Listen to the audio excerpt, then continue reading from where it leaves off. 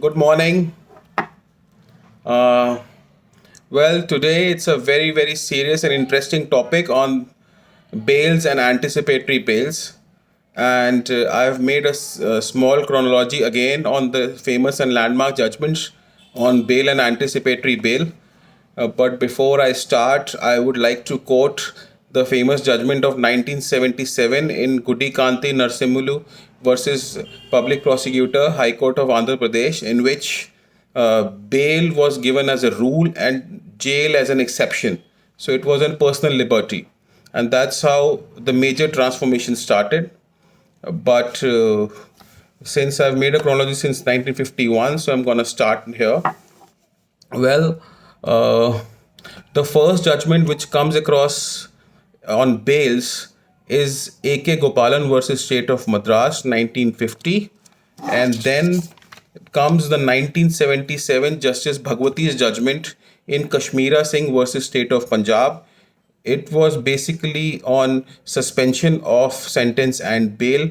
There was a 323 offense, 6 months imprisonment, but the accused was lying in the jail for 4.5 years, and the Supreme Court granted him the bail. Now in 1977, again, Gurcharan Singh judgment was passed. It was on the scope of granting bail by the magistrate and then by the sessions and eventually by the High Court. So in 1978, Moti Ram versus State of Madhya Pradesh was passed. It was upon bail bonds and the requirement of surety from a certain district. So a judge made a query and disregarded the bail application on the basis that he wanted a surety from a certain district, which was decided by the appellate court. Now, again in 1978, Justice Y.V. Chandrachud passed a landmark judgment in state versus Sanjay Gandhi, on cancellation of bail application.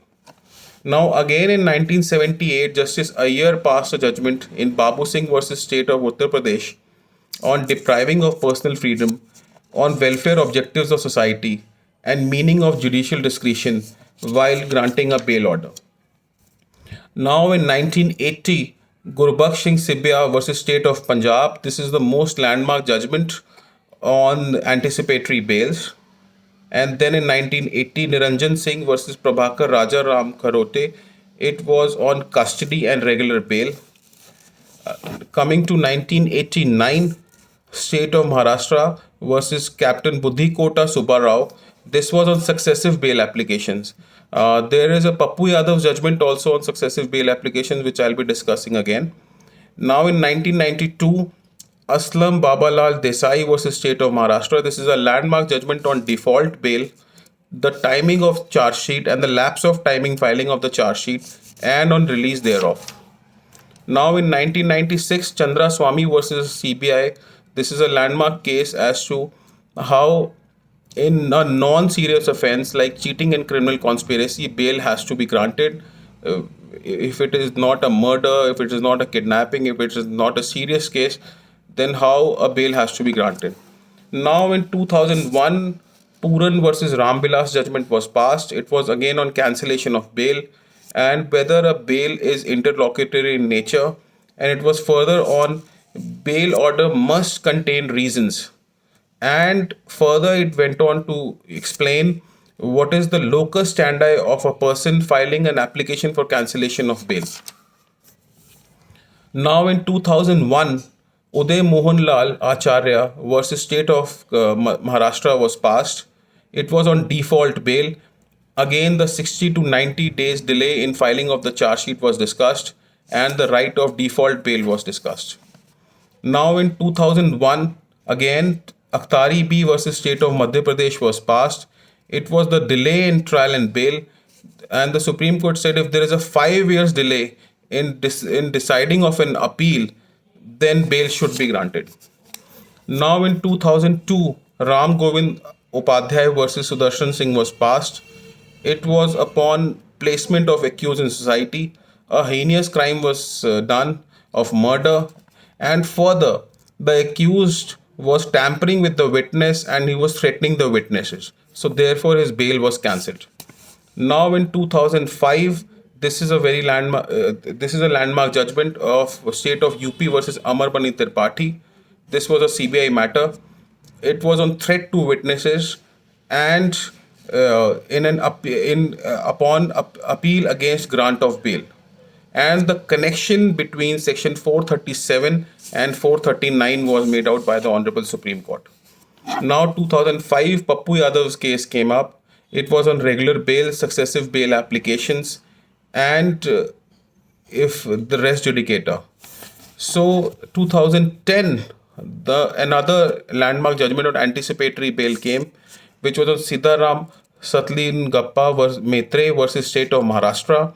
It was on Article 21. Article 141 was discussed with connection with Section 438 CRPC, and anticipatory bail was further discussed and enumerated by the Supreme Court. Now, in 2011, Sanjay Chandra's judgment was passed regarding objects of the bail. Now, in 2014, Union of India versus Nirala Yadav was passed. It was further under bail under lapse of statutory time of 60 to 90 days for filing of charge sheet.